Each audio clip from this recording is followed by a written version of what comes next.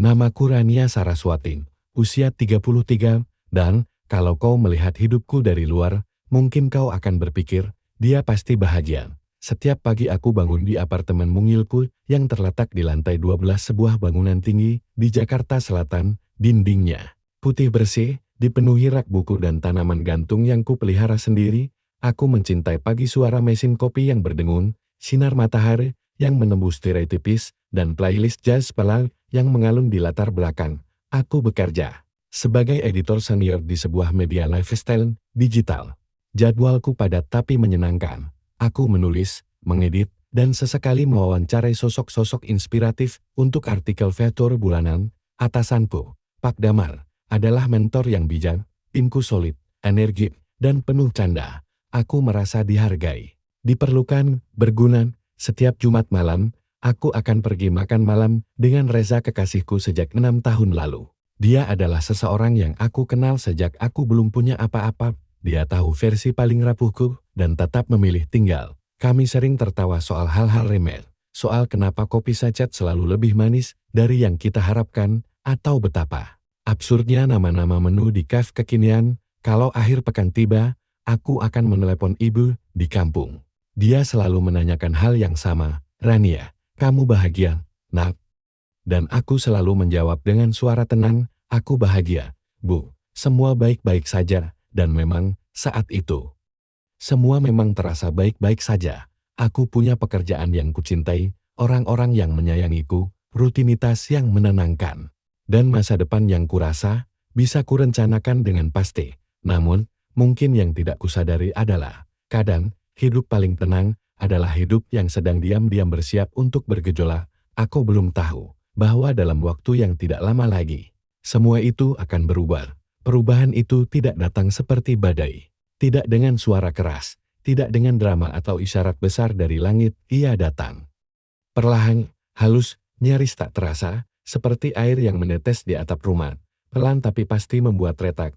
Awalnya hanya keterlambatan kecil, email penting yang lupa kukirim, deadline yang tiba-tiba meleset, rapat yang kuanggap hari Kamis, padahal ternyata Rabun. Hal-hal sepele yang biasanya bisa kutangani sambil menyesap kopi pagi, kini mulai terasa berat. Otakku seperti kabur, seperti sinyal yang lemah dan tak kunjung nyambung. Pak Damar sempat mengingatkanku dengan nada lembut, "Rania, kamu oke kan? Aku lihat kamu akhir-akhir ini agak tidak seperti biasanya." Aku tersenyum. Senyum itu palsu, tapi cukup meyakinkan. "Lelah saja, Pak. Mungkin butuh libur sejenak." Dia mengangguk. Tapi aku tahu dari sorot matanya, dia melihat lebih dari yang kuucapkan. Di rumah, Reza mulai sering absen dari makan malam Jumat kami. Alasan yang sama berulang kali, lembun, revisi mendadak, clean dadakan. "Masa iya setiap Jumat selalu ada revisi?" Tanyaku suatu malam, dengan tawa ringan yang kubuat-buat. Reza hanya tersenyum samar. "Namanya juga dunia kerja, sayang. Kamu juga tahu kan?" Aku mengangguk. Tapi dalam hati, mulai muncul lubang kecil, lubang yang makin lama makin terasa dingin. Di sela semua itu, aku mulai bangun tengah malam tanpa sebab. Jantungku berdebar, keringat dingin, padahal tidak ada mimpi buruk, tidak ada suara keras, hanya rasa cemas yang tak bisa kutunjukkan pada siapa-siapa. Kupikir ini hanya fase, mungkin PMS, mungkin stres kerja. Aku menolak untuk panik, karena bukankah semuanya masih baik-baik saja? Hingga suatu hari, aku menerima telepon dari ibu. "Rania, tadi tetangga bilang, ada mobil lewat depan rumah bawa koper." "Itu Reza, ya?" Aku mengernyit. "Mobil, koper. Maksud ibu?" "Dia katanya masuk ke rumah kosong di ujung jalan, bersama perempuan." Dadaku terasa sesak, tapi otakku langsung menolak informasi itu. "Reza sedang di luar kota, katanya, Busina Strip, tidak mungkin dia."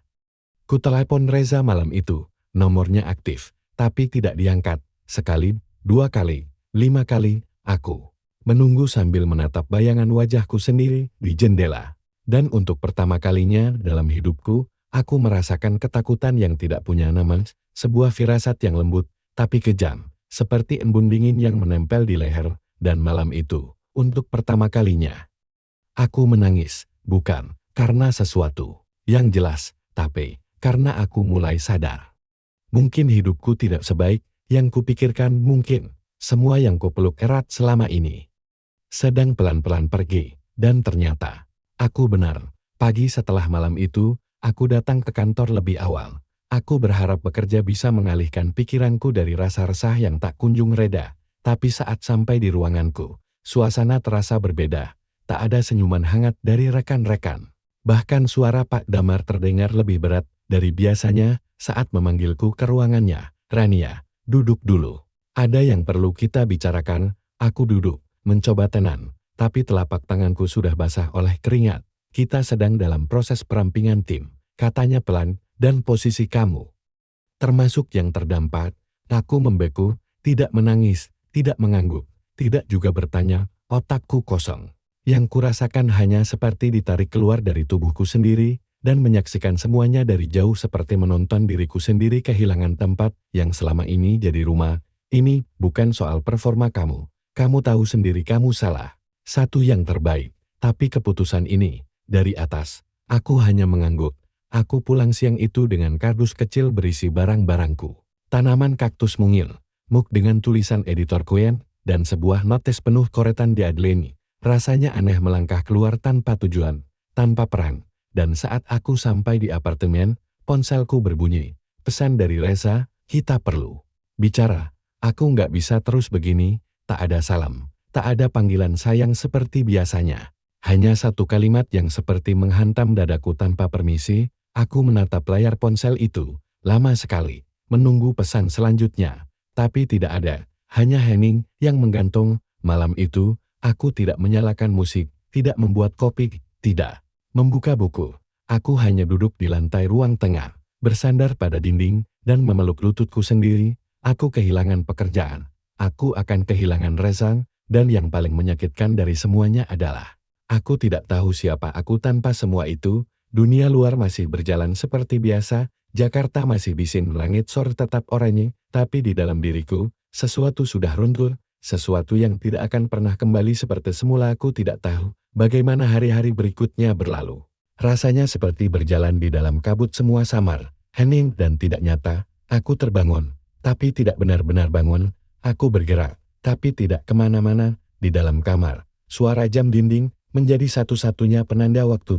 Tik, tik, sementara aku hanya duduk, memandangi tirai yang tak bergerak, seperti hidupku. Reza tak pernah datang, tak pernah menelepon, tak pernah menjelaskan. Hanya satu pesan itu, dan keheningan yang menjawab semua pertanyaanku. Aku sempat berpikir untuk meneleponnya, sekadar mendengar suaranya. Tapi aku takut mendengar kebenaran yang mungkin terlalu jelas untuk diucapkan. Lalu suatu sore, aku menerima kiriman dari kantor lama. Dokumen formal pemutusan hubungan kerja, lengkap dengan tanda tangan. Ada nominal pesangon, daftar tanggungan, dan selembar surat dari HR yang ditutup dengan, semoga sukses di jalan baru yang akan kamu tempuh. Jalan baru. Bagaimana bisa aku menempuh jalan baru jika aku bahkan tidak tahu harus berdiri dari mana? Malam itu aku memutuskan pulang ke rumah ibu. Aku tidak bilang aku kehilangan pekerjaan. Aku tidak cerita soal Reza. Aku hanya bilang ingin istirahat sebentar dari Jakarta. Dan ibu, dengan matanya yang sudah tahu segalanya sejak lama, hanya memelukku erat.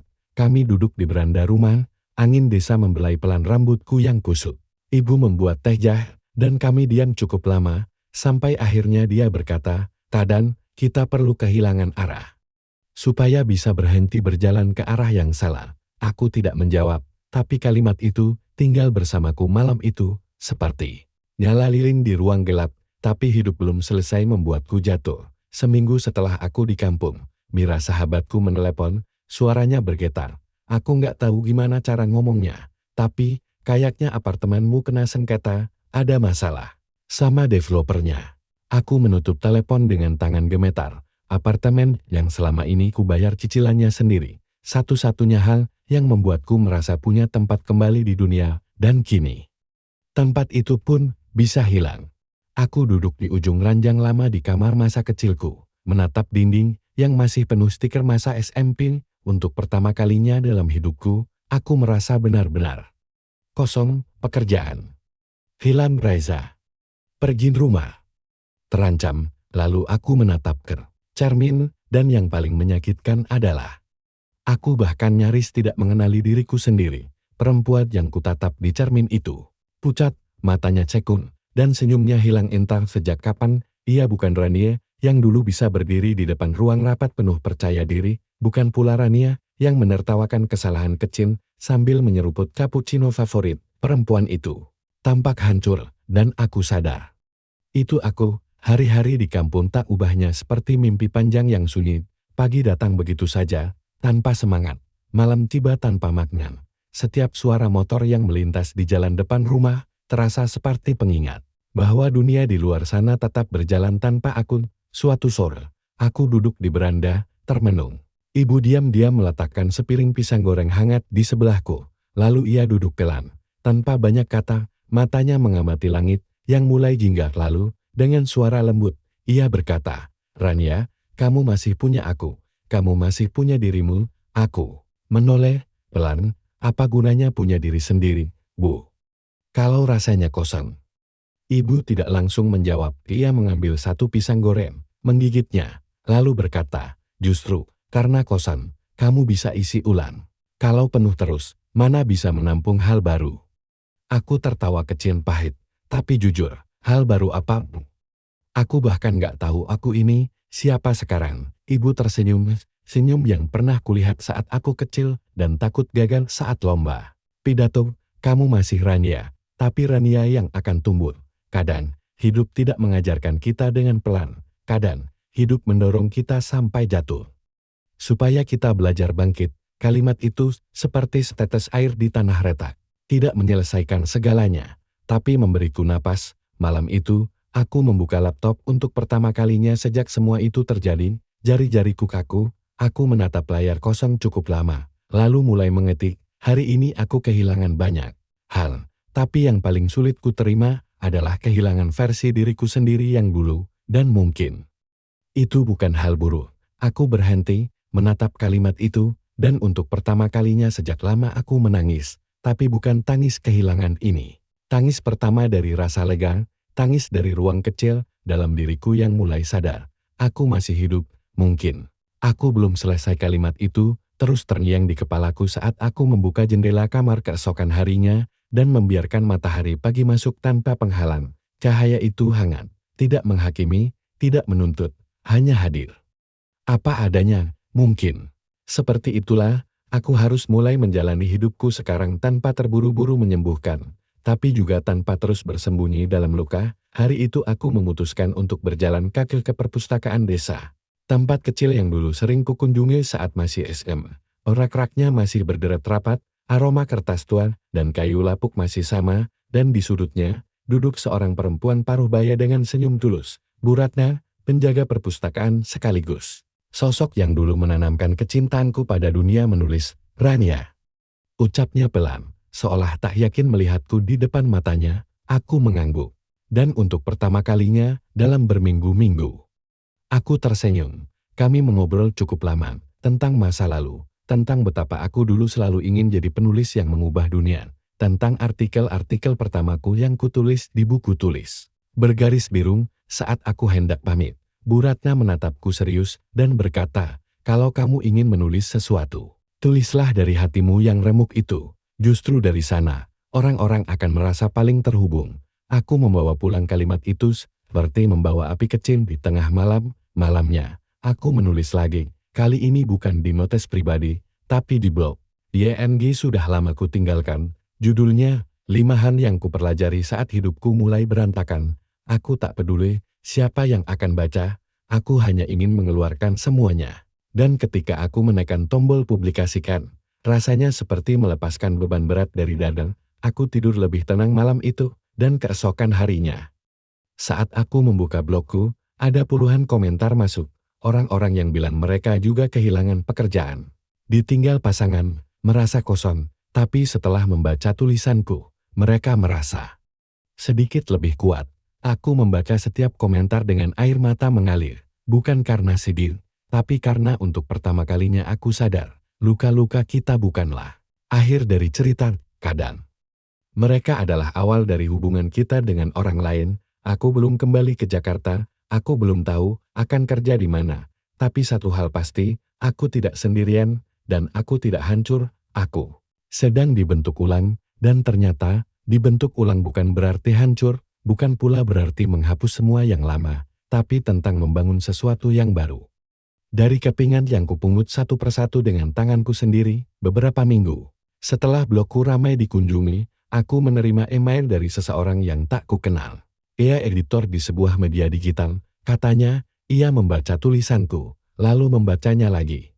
Dan merasa harus menjadikannya bagian dari rubrik mereka. Kami butuh tulisan-tulisan seperti ini, bukan yang sempurna, tapi yang jujur. Tulisnya, aku menangis saat membaca email itu. Tapi kali ini, bukan karena sedih, aku menangis, karena merasa dilihat, didengar, dan akhirnya dihargai. Hari itu, aku menulis satu kalimat besar di jurnal baruku. Hidupku mungkin tak kembali seperti dulu, tapi aku bisa membangun yang baru, yang lebih bermakna, dan disinilah aku sekarang, menulis ini dari ruang kecil di rumah ibu yang sudah kualih fungsikan jadi kantor mini. Aku belum kembali ke Jakarta, tapi aku sudah kembali ke dalam diriku sendiri, dan seperti yang pernah kujanjikan di blog, inilah 5 cara aku menemukan arti hidup, saat aku nyaris kehilangan segalanya. Berhenti berpura-pura baik-baik saja. Aku belajar bahwa luka tidak bisa sembuh kalau terus ditutup-tutupi. Saat aku mulai jujur pada diriku sendiri bahwa aku lelah, hancur, dan kosong, disitulah penyembuhan perlahan dimulai, kembali ke akar ketika semua hal di sekitarku runtuh. Yang tersisa hanyalah hal-hal yang paling mendasar, keluarga, rumah, masa kecil, dan nilai-nilai sederhana. Justru dari situlah aku menemukan arah. Menulis untuk menyembuhkan. Tulisan adalah jembatan antara hatiku dan hati orang lain. Setiap kata yang kutulis bukan hanya menyembuhkan diriku, tapi ternyata juga menguatkan banyak jiwa yang senasib. Menerima, bukan menolak. Aku tidak lagi bertanya, kenapa ini terjadi padaku? Sebaliknya, aku mulai bertanya, apa yang bisa aku pelajari dari ini? Dan itu membuat segalanya lebih ringan. Memaafkan, termasuk diri sendiri. Memaafkan Reza bukan hal mudah, tapi yang lebih sulit adalah memaafkan diriku sendiri, karena pernah menggantungkan kebahagiaanku pada hal-hal di luar diriku. Sekarang, aku tahu, aku cukup tanpa siapapun. Apakah hidupku sudah sempurna? Tentu tidak, tapi untuk pertama kalinya dalam waktu yang lama, aku tidak takut menghadapi hari esok, karena aku tahu apapun yang terjadi nanti, aku punya diriku sendiri, dan itu lebih dari cukup. Terima kasih telah mendengar kisahku. Jika kamu sedang kehilangan arah, semoga kamu tahu, kamu tidak sendirian, dan kamu belum selesai.